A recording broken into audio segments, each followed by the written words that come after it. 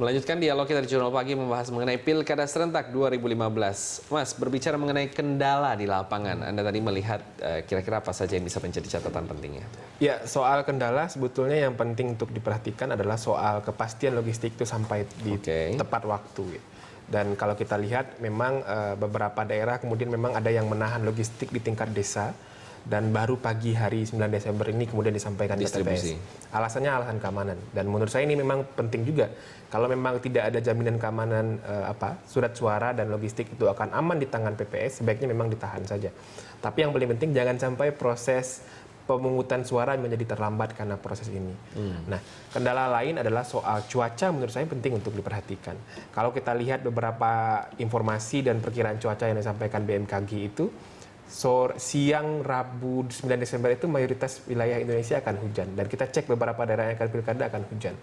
Dan ini penting untuk diwaspadai karena mayoritas TPS itu kan ada di ruang terbuka, tidak dalam gedung. Karena kan mempertimbangkan akses juga terhadap teman-teman pemilih disabilitas. Nah, kalau cuacanya memang tidak bersahabat dan hujan, ini memang harus dipastikan bahwa proses penghitungan suara nanti tidak terkendala cuaca dan memastikan logistik tidak akan rusak karena proses kendala cuaca. Nah, maka dari itu sinergitas dengan aparat keamanan menjadi penting juga menurut saya. Kepolisian dan TNI kemudian kalau memang mau terlibat dalam proses pengamanan. Dan hal lain kendala di lapangan, ada beberapa daerah kemudian yang mayoritas pendukung dan beberapa pasangan calon itu kemudian masih melakukan aktivitas berkumpul, berkampanye, dan lain sebagainya. Ini kan tentu berpotensi memantik konflik atau gangguan keamanan. Dan pemetaan Menko Polhukam kan juga menyebut ada 8 daerah yang rawan konflik. Nah, menurut saya ini penting untuk dipastikan kembali bahwa jangan sampai ada gangguan dan gesekan fisik dalam proses pilkada. Memang ada beberapa daerah yang berpotensi rawan bentrok, lalu juga ada pengamanan khusus. Kita tahu Sulawesi Utara, Maluku Utara, Gorontalo, Jawa Timur, seperti itu. Lalu bagaimana? Apakah memang harus ada penanganan khusus seperti apa sih yang efektif? Saya yakin betul ya bahwa kepolisian dengan segala perangkat dan cara kerjanya pasti sudah punya pemetaan daerah mana yang rawan konflik. Nah, pertanyaan kemudian memang apa yang mesti dilakukan oleh kepolisian? Yang harus setidaknya memang harus ada jaminan keamanan memang. Pertama, jaminan keamanan itu harus diberikan kepada penyelenggara.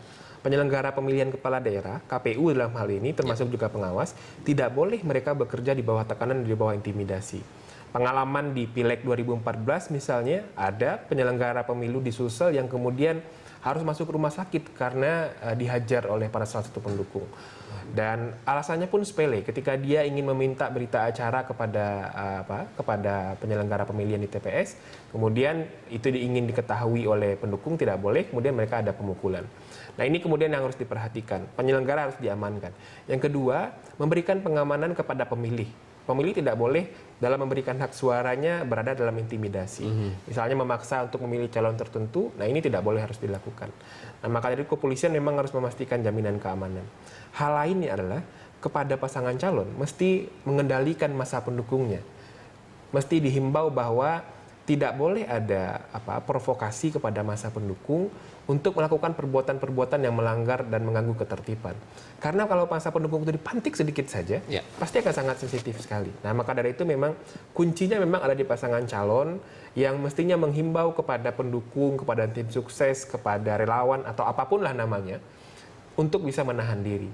Karena ini persoalan penyelenggaraan pilkada, kontestasi ini kan bukan hanya persoalan menang kalah saja. Dan ini menjauh lebih penting adalah bagaimana proses transisi kekuasaan dan pembangunan demokrasi lokal di daerah lebih baik. Nah, mereka tentu paham bahwa yang namanya kontestasi pasti ada yang menang, ada yang kalah. Dan kalaupun mereka kalah pada proses pemilihan, masih ada ruang untuk bersengketa di Mahkamah Konstitusi.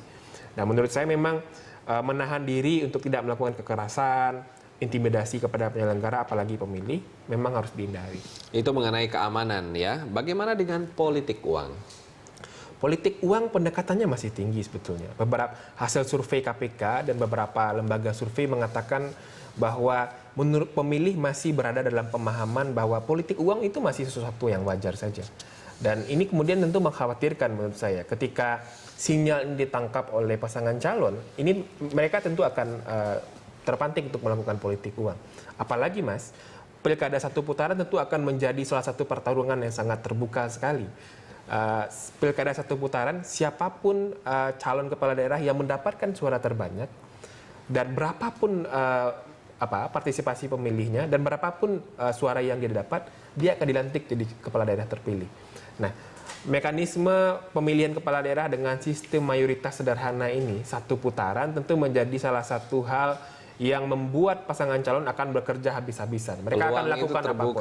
Nah, Dan masalahnya itu, tidak dikenakan sanksi pidana. Nah, ini kemudian kembali ke catatan regulasi sebetulnya. Kalau soal politik uang, kalau kita lihat di undang-undang itu, larangannya ada. Di ketentuan awal Undang-Undang 8 itu masih ada larangan. Tapi sayangnya sanksi pidananya tidak ada. Nah, ini kemudian apakah politik uang ini masuk ke sanksi pidana atau sanksi administratif? Karena kalau kita lihat larangannya, itu sanksinya bisa pembatalan sebagai peserta pemilihan kepala daerah. Tapi harus didahului dengan putusan pengadilan yang berkekuatan hukum tetap. Nah, pertanyaannya putusan pengadilan mana nanti yang akan dipakai? Karena tidak ada sanksi pidananya. Pengawas pemilu sempat menyampaikan bisa memakai pasal suap di KUHP. Tapi pasal suap itu pertama kendalanya tidak ada jangka waktunya.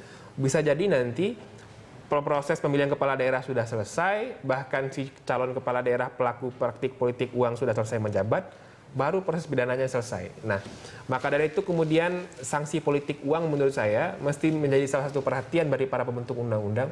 Kita tidak tahu apakah ini terlewat secara tidak sengaja atau memang disengaja pada proses revisi. Kenapa kemudian sanksi yang sangat penting ini bisa terlewat oleh para pembentuk undang-undang? Padahal di Pileg dan Pilpres sanksinya ada. Itulah regulasi yang harus dibenahi ya. Mungkin closing statement singkat saja untuk Pilkada. Ya, menurut saya memang Pilkada 2015 salah satu momentum penting dalam sejarah panjang Indonesia. Ini pertama kali penyelenggaraan Pilkada secara serentak di banyak provinsi secara tersebar diselenggarakan. Pernah dulu memang 2010 dilaksanakan secara serentak, tapi itu di beberapa provinsi saja. Dan ini momentum penting untuk menuju Pilkada serentak nasional. Maka dari itu Pilkada 2015 bisa menjadi cerminan untuk bagaimana kemudian proses penyelenggaraan Pilkada serentak di gelombang berikutnya sampai nanti kita menjadi menyelenggarakan Pilkada secara serentak. Maka dari itu memang penyelenggara pemilihan mesti bekerja profesional dalam proses memfasilitasi hak warga negara dalam memilih. Kemudian bagaimana kemudian berlaku profesional dalam menghitung suara itu sehingga tidak ada kecurangan dalam proses penyelenggaraan pemilu. Ya, berarti sesuai dengan apa kata-kata yang disampaikan oleh teman saya yang bijak berkata bahwa kita tidak mencari orang yang kuat untuk memimpin negeri ini, tapi kita butuh sistem yang kuat agar bisa menghasilkan pemimpin yang baik bagi semua. Terima kasih Mas sudah bergabung bersama kami di Berita 1 TV. Demikian Dialog Jurnal Pagi, tetaplah bersama kami pemirsa. Jurnal Pagi akan segera kembali.